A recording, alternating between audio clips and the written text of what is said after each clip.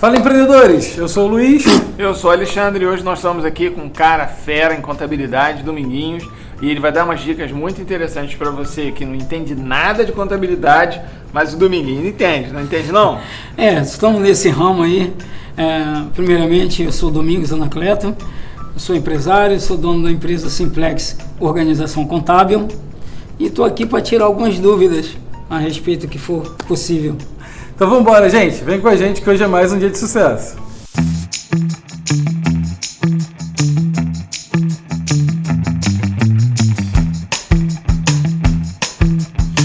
Fala, empreendedores! Então, trouxemos Dominguinhos aqui para falar um pouquinho sobre o dia a dia da contabilidade de uma empresa, né? A gente muitas vezes acha que é fácil, acha que é simples, mas não é, né? Como é que tudo começou? Você trabalha com isso há quanto tempo? Aonde que você entrou para esse ramo? Quando você abriu a tua empresa? Conta um pouquinho desse lá do início pra gente. Bem, gente, eu comecei como todos pessoa que quer galgar alguma coisa na vida. Então eu comecei lá de office boy de escritório de contabilidade e fui galgando meu espaço dentro dessa mesma empresa. A minha visão era sempre galgar espaço. Então fui me aperfeiçoando, me formando e fui estudando e cada dia mais conhecimento, que a melhor coisa é você ter o dia a dia, se a prática parece que faz toda a diferença. Faz a diferença totalmente. E resolvi um dia me tornar sócio com esse contador, um antigo sócio que eu tinha, que me deu oportunidade de trabalho. E hoje realmente eu consegui comprar a empresa e atuo com ela. Já estamos nesse ramo há mais de 20 anos. Nesse ramo 20 anos é coisa pra caramba, né? 20 anos trabalhando com o mesmo tipo de trabalho não é fácil, não. O mesmo e negócio. Contabilidade, as pessoas parecem que não entendem que ela é uma parte fundamental da empresa, né? Totalmente. Você tem que saber muito bem sobre as leis, porque não basta só saber sobre o seu negócio. Se você não souber como aplicar a lei no seu negócio, você está fadado a se dar mal, né? Totalmente, Alexandre. É o seguinte, o empreendedor, ele tem que ter no mínimo um conhecimento do fato do que ele quer para si, né? Eu estou a fim de abrir meu negócio. Primeira dica que eu dou, gente, entenda um pouco do negócio que você quer tocar. Tente buscar, né? Hoje nós temos a internet, nós temos o Sebrae, nós temos vários itens aí de informações que a gente pode pesquisar mais um pouco e quando chegar a contabilidade, onde está o fato que hoje eu quero abrir a empresa. Na hora de abrir, você tem um conhecimento, no mínimo um conhecimentozinho na parte gerencial, né? Um administrativo. Você recebe muita gente lá que não tem a menor ideia de como começar nada e fazer nada. O cara trabalhou na área só e agora eu quero abrir. Juntou um dinheirinho, pegou uma rescisão. Perfeito, é o que eu mais tenho encontrado nesse longo tempo de vida. E o que acontece? A maioria consegue sucesso ou a maioria acaba... Olha, são alguns passos hoje, porque a situação econômica do Brasil também não está muito favorável.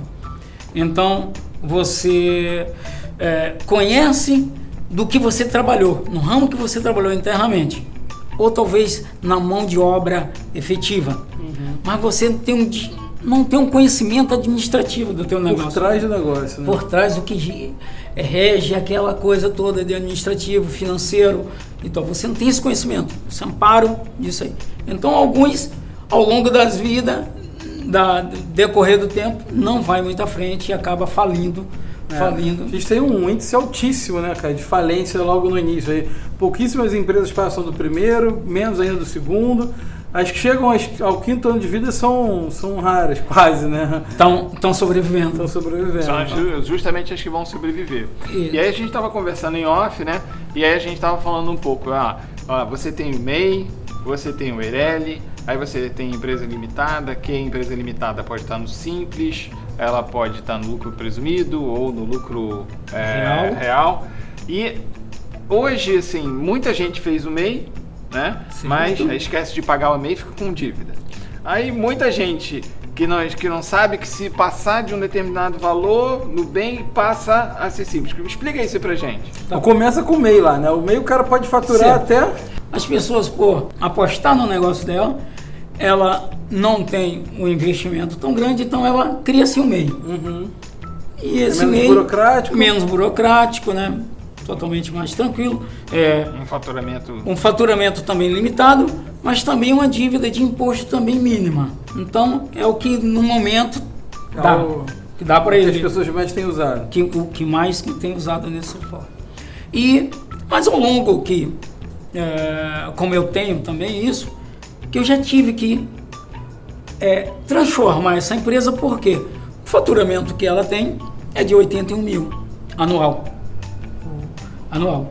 E quando ultrapassa esse valor, ela tem que migrar imediatamente para uma empresa, como se fosse uma empresa LTDA ou EIRELI. Ou seja, ela tem que passar por uma microempresa. E aí ela passa a ser simples. Aí ela passa a recolher como Simples Nacional. Como Simples Nacional. Então, automaticamente ela passa de MEI para limitado ou EIRELI. Para limitado ou EIRELI. Aí ela sai daquela líquida de 81 até 180 mil. Aí ela enquadra-se na tabela do Simples Nacional, da alíquota do Simples Nacional. Varia, sim, do comércio dela, se é comércio ou se é serviços. Então tem uma variação de alíquota aí, que é 4,5% para comércio, 6,5% para serviços. Então, se ela tem 81 mil e no ano, vamos dizer que em 2019 chegou em setembro, vamos dizer hoje, setembro, ela faturou 100 mil. Ela saiu, já estava com 80, mas ela faturou 20 mil. Passei da margem, que era 81 mil. O que é que vai acontecer? Eu vou pagar imposto sobre a diferença de 81 para 100. Então você vai ter que pagar 4,5% ou 6% dessa diferença, porque você entrou na nova alíquota e no ano seguinte você não volta mais. Não tem como retroagir. Você continua como microempresa pagando por essa alíquota. Entenda bem, você é MEI, você pode faturar até 81 mil. Se você faturou 81.300, você vai pagar a diferença sobre os 300 reais. No ano que vem, você já não é mais MEI. Você passa a ser microempresário, que pode ser microempresário individual ou sociedade, né? Limitado. E aí você passa a ser o Simples. No Simples, você vai recolher em torno de, no mínimo, 4,5% a 6% do valor da sua nota fiscal. Perfeito. Daquilo que você emite para o seu cliente, aí você vai pagar aquilo. Né? Perfeito. E quando você é MEI, você pode empregar quantas pessoas? MEI, uma única pessoa como assistente. Tá. E quando você passa a ser Simples? Você, em números, você não tem limite. Tanto faz se for EIRELI ou se for... Não tem diferença nenhuma. O número de funcionário, independente da nomenclatura limitada, o EIRELI sem limite. A diferença do EIRELI para o limitado? A EIRELI é porque ela é composta de um único sócio. Ela a nomenclatura EIRELI significa que E é empresa, I é individual, a RE é responsabilidade e LI é limitada. Então, empresa individual de responsabilidade limitada. Ela é composta de um único sócio. Basicamente, então, a diferença é que um cara só está ali sozinho e a outra tem sócios. A outra tem, no mínimo, 2 sócios, a 3, assim, não tem número. É o que o pessoal fazia antigamente, que chamava mãe para ter 1% de sociedade. Perfeito. O cara tinha ideia, o empresário tinha ideia, mas não tinha um sócio. Ele tinha um negócio, tinha ideia, tinha um dinheiro de investimento. Aí pegava o filho, a mãe, a cunhada, a avó, a tia. Aí botar alguém lá para poder compor o quadro societário. Quando você tem uma empresa que está incluída hoje no Simples Nacional, para o empresário hoje é a melhor opção se a gente for falar de tributos trabalhistas, correto? Perfeitamente. Porque quando você não é simples, você paga, acho que é 27,5%, é isso? 27,5% de INSS no GPS. É mais 11% sobre o Prolabore. Sobre o Prolabore para pagar o FGTS. Que dá quase 30 e tantos % do valor do salário da pessoa. Exatamente. Você deu uma dica muito boa quando a gente estava falando ali, até que eu tô no coração aqui, né? Porque você falou assim, poxa, suponhamos que você tem 5 funcionários por mês, né? Porque você tem uma folha de 10 mil, então na verdade você não tem uma folha de 10 mil, você tem uma folha de 13 mil, porque você tem que juntar 3 mil por mês, é isso? Exatamente. Porque no final do ano você tem que pagar o 13º e férias. Férias. Dá essa dica aí pra gente, como é que funciona isso? Olha, a dica, eu sempre faço essa projeção, né? E mostro para as pessoas, empresários, meus clientes, que ele tem um custo obscuro. Que esse custo ele não está vendo no exato momento. Ou seja... Não é só aluguel, luz... Luz, água, tal, isso aí. Nem a folha de pagamento dele em si. Porque ele está lá, tem a folha de pagamento X, tem o FGTS, tem o INSS a pagar. Mas ele está esquecendo de uns detalhes. De quê? Que ao longo dos meses, eu chamo isso de mês trabalhado, direito adquirido. Então, ou seja, o funcionário, cada mês trabalhado, ele gera para a empresa um 12avos. Ou seja, 13º de férias. Então, esse custo visível você não está vendo. Mas, supostamente, dezembro. Se você tem que mandar o funcionário no final do ano embora, se não tiver guardado esse dinheiro, se você não poupou, muitas vezes quebra. E esse percentual é a folha de pagamento, tem que ser juntada 1/3 dele. Ou mesmo, vamos fazer uma poupança de 1/3 dessa folha. Já deixa separado aquilo ali. Para que no final do ano você não tem aquele susto e fala assim, meu Deus, tem que pagar o 13º. Como se você não soubesse, né? Você sabe que você tem que pagar o 13º. É porque já estão apertados, já vai naquele aperto ali, pagando, vai dando, dificilmente você consegue guardar. Mas quem não guarda tem chances bem maiores de acabar falindo do que se o cara conseguir ele ter esse controle e guardar sempre 1/3 da folha de pagamento dele. Eu vejo que o Simples Nacional, não sei, deve ter uns 20 anos, mais ou menos. Não, Simples Nacional, o Simples Nacional mesmo ela foi criado em 2007. 2007. Então tem aí uns 12 anos, né, mais ou menos. Ele meio que deu uma alavancada, um alívio para o empresariado brasileiro que pagava uma alíquota muito grande. Ainda assim, as alíquotas trabalhistas elas são muito altas. Perfeito. Né? Tanto é que isso é que inibe um pouco, então, inclusive até a gente conseguir empregar mais gente, colocar mais gente para trabalhar, porque depois que você coloca a pessoa, o seu compromisso com ela é muito grande e nem sempre a economia vai na mesma direção. E aí quando você precisa mandar essa pessoa embora, o empresário fica em apuros, né? É verdade. Qual a sua opinião sobre isso? A reforma, para mim ainda a reforma trabalhista tinha que ser mais apurada ainda. Porque no Brasil ainda eu acho muito, muito caro contratação de funcionário para o empresário.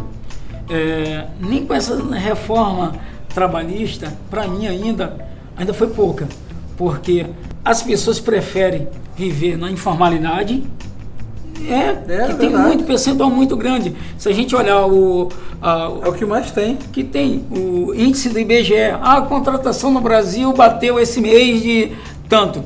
Gente, aí por que eles não falam que o IBGE mostrou que o número de desempregados é muito maior do que... Então, isso é reflexo das leis trabalhistas, Se ela fosse mais flexível, existiria mais contratação. Domingos, para a gente encerrar, o que você diz pro cara que está começando lá, né? A gente bateu um papo em off, você estava falando desses cursinhos, de o que o cara pode fazer e tal, e sobre responsabilidade, né, cara? Você acha que responsabilidade para o cara que está começando é o diferencial de quem vai conseguir sobreviver ou não? Responsabilidade é um fato, cara. Conhecimento no negócio dele é mais ainda. É muito importante. É muito importante, cara.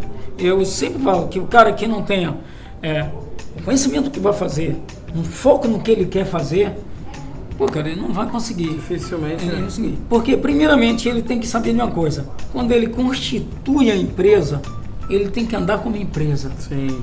Ele andar tem como que trocar na cabeça dele aquela história do CNPJ pro CPF, né? Isso aí, tem que diferenciar. Isso aqui é minha vida pessoal, isso aqui é empresarial. Sim. Entendeu? Então, não se mistura. Não pode misturar as coisas. Pessoal com empresarial. A maioria só procura o contador quando a coisa começa a apertar. Imagino. Aí, realmente, ele procura saber o que é que tem, o que é que eu faço.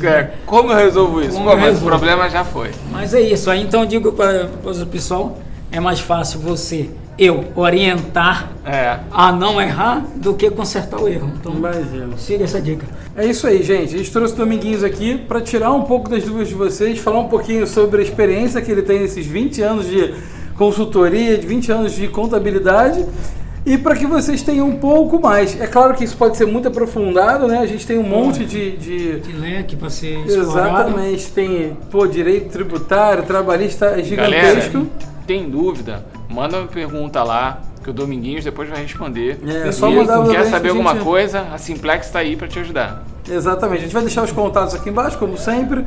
Não esquece de curtir o nosso vídeo, compartilhar nosso vídeo, vai lá no Instagram, dá aquela curtida, deixa o like. Exatamente. E vambora que hoje é mais um dia de sucesso.